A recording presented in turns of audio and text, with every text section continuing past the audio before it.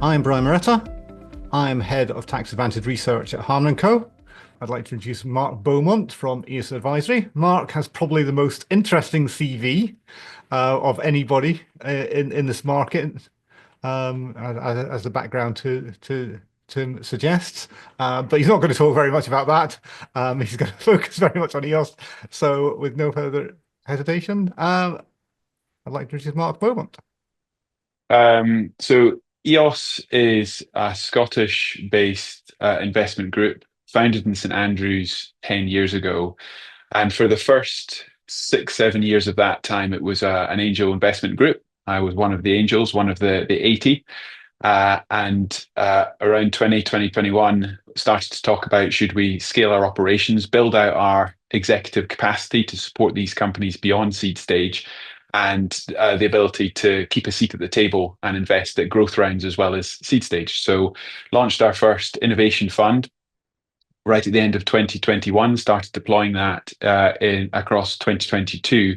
So the scale up of our operations, both by our executive capacity, but also our capital to support these companies, has scaled up significantly since January 2022. So in that sense, we're sort of 10 going on 11 years old, but the last 3 years has seen the majority of that activity by capital. And in terms of my team, there's 14 of us, 12 in Scotland and 2 over in the US. And if you ever come along to one of our showcase events, the big 2 themes that you'll hear us talking about is how do we add value beyond writing a check? How do you complement these sort of incomplete technology focused companies when we meet them and make them market focused? And the second big theme is internationalization. How do you get these companies thinking about international global markets as early as possible, which explains some of our team outside of the UK. So a very brief introduction to myself. As Brian mentioned, I spent the first 15 years of my career as a professional athlete and broadcaster. I've written 6 books. I spent the first decade of my career working for the BBC, doing big expedition documentaries. So the big theme at the start was very much about people and performance. And there's 3 operating partners within EOS. One, Andrew McNeil, who's a venture-backed scientist who scaled a couple of very successful medical device companies, so knew what it was like to be on the other side of the table. Andrew Durkee, who spent 30 years in corporate finance and clearly leads on our transactions. And myself, with this very different background, but a track record for building record-breaking teams and breaking world records. So it's a really interesting group of people who have come together to say, how do we take the very best knowledge-intensive science and technology and help these companies move faster into global markets? So I've already mentioned some of the team. You might well recognize some of the logos of our amazing portfolio companies. About 60% of the portfolio is in healthcare, and about 40% of the portfolio is in environmental sustainability. So clear focus on people and planet. And I'm speaking to you from Edinburgh today. We do invest across the UK. Our portfolio is UK wide. We are still biased to Scotland and homegrown talent, partly because this is where we've got the deepest network and connections and deal flow. But also, and this came up with some of the other presentations, there one of the biggest advantages of operating in the north and in Scotland is price. Valuations are lower and wage bills are considerably lower. And if you think your biggest cost in early stage companies, especially pre-revenue, is your wage bill, we have considerable success taking these companies from Scotland into the EU and Scotland into the US. And when you bring in really credible co-investors from those territories, they cannot believe the progress you can make in companies for often 2-3 million pounds, as opposed to what they would look at in, say, California or other geographies. So that you can start to see the business model. Try and find university spin-outs predominantly, with really strong IP portfolios, backable management teams, which are by definition incomplete. And then we really wrap our arms around them in a venture building model. The way I always talk about it is planting about 600 acorns a year. We look at the market of 400 or 500 opportunities and really wrap our arms around the best 5 to 8. It normally averages out to about 6. And that's what the Innovation Fund is. The Innovation Fund, our EIS vehicle, cornerstones that seed stage activity. And it allows us to invest 8 to 10 million at seed stage in this really carefully selected portfolio. And then we have a network of what we call venture partners who are interested in growth stage companies that come out of the work from the Innovation Fund. So clearly not all companies track at the same speed and different capital journeys. So because we're working incredibly closely, especially in those first 2, 3 years, we will bring to our group of venture partners the best performing companies out of that. And the Innovation Fund can participate in the first couple of rounds. So most of our network in our EIS fund, our Innovation Fund, are individuals, so family offices and firms. And so actually, even though it is an EIS fund, over half of those involved are not actually doing so for the tax benefits. They're doing so because of the business opportunities, the investment opportunities, the fundamentals, which I take as a real compliment. A good number of our investors are overseas or investing outside of individuals. All the partners at EOS invest ourselves through the fund. We're quite excited about the companies we're involved in, but it is worth noting that it's a slightly unusual makeup of investors who look for long-term partnerships into these types of businesses. So a couple of examples of the companies we're working with, as mentioned, a real focus on quality of life and environmental sustainability. And there's pretty clear reasons why we would focus on these areas. If you're backing research-rich companies, IP-rich companies that are addressing global markets, then that potential can be massive. But actually, to bridge that gap is significantly difficult if you don't have the capital to do that, and also the expertise to help these often academic founders look up and look out and bridge the potential with the market. And if you think about the big market trends over the next 25 years, we believe that this is some of the biggest venture opportunities around. I described before the areas we work in, for our first investments often in the 1 to 5 million range. But the really important part of our scale up is the ability to keep a seat at the table as these companies grow up.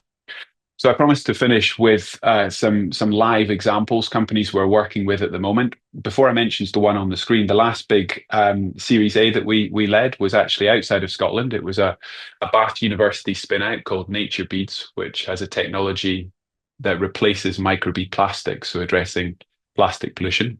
It's also a healthcare issue where people ingest microbead plastics because it's in all sorts of everyday materials like sun creams and lipsticks and others. And there's EU legislation coming in by 2030 to ban the use of microbead plastics. So we particularly like technologies like this where there's market conditions to mandate the change. You're not just investing in something that looks exciting and makes sense in and of itself, but there's actually market conditions that mandate that change in behavior.